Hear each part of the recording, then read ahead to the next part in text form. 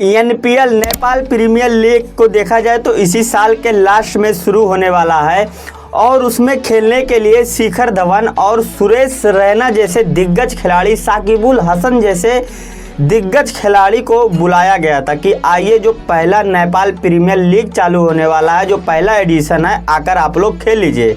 अब देखा जाए तो कुछ लोग ये भी कह रहे हैं कि जो टीम इंडिया के खिलाड़ी हो वो नहीं जा सकते खेलने के लिए, लेकिन वो जा सकते हैं खेलने के लिए। लेकिन कब?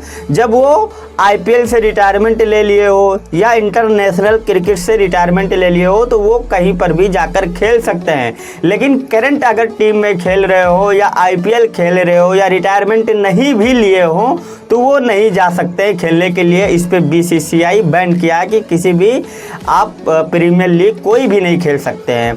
तो देखा जाए तो सुरेश रैना भी रिटायरमेंट ले चुके हैं और शिखर धवन तो अभी इसी साल रिटायरमेंट लिए हैं।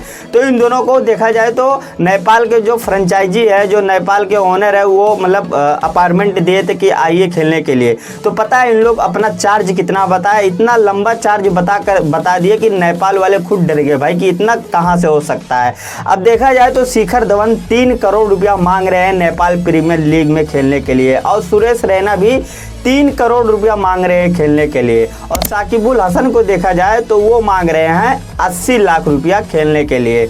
और ये सब समझ लीजिए कि ये अपने अपने कंट्री के हिसाब से मांग रहे हैं। इंडिया का 3 करोड़ अगर मांग रहे हैं शिखर धवन तो नेपाल का वो 5 करोड़ हो गया। तो 5 करोड़ कहाँ से दे पाएंगे जब हर फ्रेंचाइजी का 80 लाख का पर्स ही है, नेपाली 80 लाख का पर्स है। जो उनके इंटरनेशनल खिलाड़ी है उनको ज़्यादा से ज़्यादा 15 लाख रुपया में साइन किया गया, 15 लाख रुपया में लिया गया है।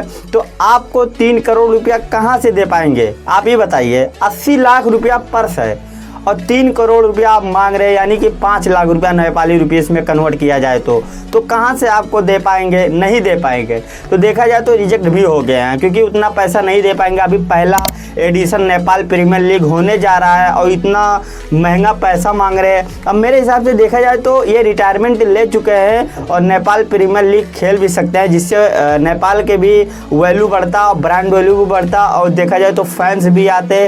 तो मतलब नेपाल के जो अभी पहले साल के एडिशन रहता तो वो कुछ ना कुछ आने वाले समय में पीक पे जाता और अभी भी जाएगा, ऐसा नहीं है क्योंकि आएंगे, हर जगह से आएंगे। जब इनका जो फ्रेंचाइजी का जो 80 लाख का पर्स है जब वो बढ़ेगा, ज़्यादा होगा तो वो बड़े बड़े टीम को जो खिलाड़ी होते हैं उन्हें बुलाएंगे। लेकिन मेरे हिसाब से अगर देखा जाए तो शिखर धवन हो या सुरेश रैना हो, इन लोगों को इतना चार्ज नहीं करना चाहिए था। अब ऐसा क्यों? नेपाल पड़ोसी हमारा देश है और उसके बाद में अभी पहला एडिशन हो रहा है।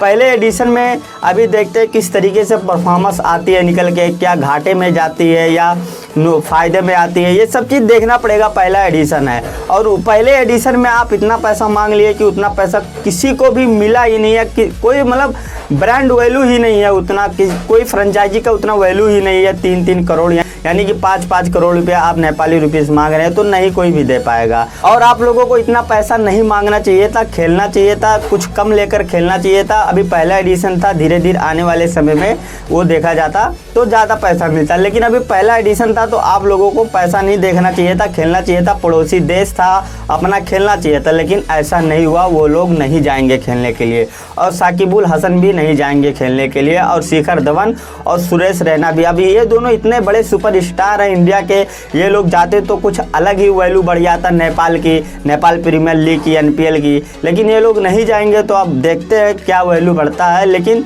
इतना ज़्यादा चार्ज करोगे तो भाई नेपाल प्रीमियर लीग के जो फ्रेंचाइजी वो थोड़ा ना ले पाएंगे।